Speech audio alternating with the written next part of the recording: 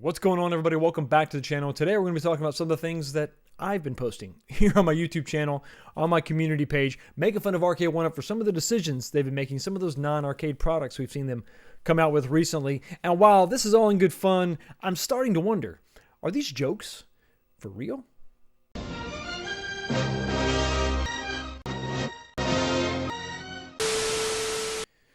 So one of the biggest players, if not the biggest player in the home arcade space, is Arcade1Up and their line of 3/4 scale arcade cabinets. And for the most part, I think they've been successful. They've had some hits and they've had some misses. A lot more misses recently for sure. And I've always been on the front lines talking about the 14 form factors, the different form factors, the different things that they keep coming out with. Every time they deviate from what I think is their core, their 3/4 scale cabinet, it's a cause for question. It's a cause for scrutiny. People wonder why.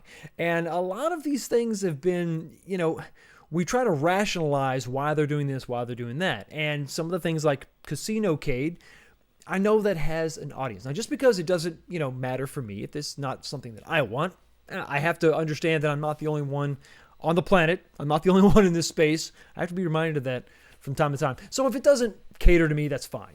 There's a market out there for that. But some of these things are just a little bit crazy. The Casinocade is definitely the first thing I think that has really been kind of the biggest head scratcher. And with the rumor that I am 100% pushing, I'm 100% behind, I do think they're actually developing a claw machine, or they've made at least a prototype claw machine. You wonder what direction this stuff is going to go. And remember, at the end of the day, we have to, the parent company of Arcade1Up is a toy company. So let's take a look at some of the things that I've been posting lately. A little bit of a jab, maybe, but let's look at it. So the first one is the controversial, maybe even the exclusive claw machine from Arcade1Up. This is going to be the gift. As you look at this is the gift shop. Somebody in the post in the comment section actually called this the Hello Kitty claw machine, and I thought that was very applicable. And maybe that could be the Collab Cab, right? This is going to be the Collab Cab claw machine. This was made by Holy Fun. It's $40, very cheap, very plasticky, and it's a laugh. But then you have to consider some of the other stuff that we've seen Arcade1Up make. We're talking about the baby cades, talking about some of these countercades that are lower cost things. Is it possible that we could see something very much like this plastic claw machine? At first it's a laugh, but then you start thinking, I don't know, maybe they could go that way. The most recent jab I've made at Arcade1Up is just jokes, kids. Okay, relax. I'm not really, trying to give them a hard time. They're a company that can make whatever they want. Is the Whack-A-Mole. I think this is actually this is something that could absolutely happen. It's a plastic whack-a-mole machine, but, you start thinking, is this something they're really going to pursue? Because they have the big whack-a-mole machines at arcades. Some of the really expensive stuff.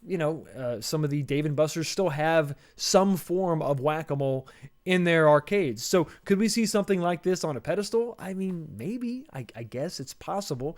And it's, it's... At first, this would have been, in the very beginnings of Arcade1Up, something like this would have absolutely just been a joke that we laughed at and we moved on. But with some of these things coming out, I start to really wonder if this is maybe the direction they're going. So one of the ways that some of us in this community have sort of rationalized these weird decisions coming from Arcade1Up is that, well, we hope they sell a ton of them so they'll make the stuff that I want, right? Sell a $1 million worth of whack-a-mole so that that'll hopefully fund the cabinet of my dreams, the cabinet that I want, that 3/4 or XL recreation of my favorite cabinet. But what if we've got it in reverse? What if they're really focused on selling more products with a wider audience? What's going to appeal to more people? A very specific cabinet that I want or that you want?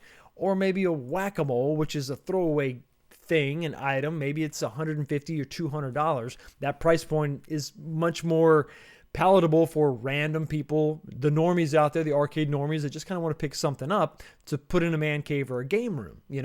What if our logic is completely flipped? And what if it's the reverse? And what if our very expensive $750 Time Crisis cabinets are actually funding more of this stuff?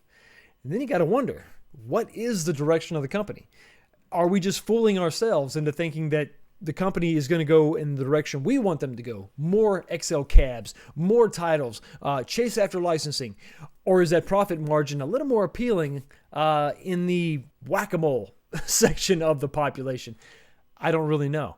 At the end of the day, I think that, it is what it is. We're going to sit back. We're going to wait and see what Arcade1Up and other companies come up with. But needless to say, I'm going to be less excited about a Whack-A-Mole and a plastic claw machine than I am Alien vs. Predator. But those are just my thoughts. Let me know what you think about all this in the comments section below. Thank you so much for stopping by and checking out the channel. Y'all have a blessed day, and I will see you next time.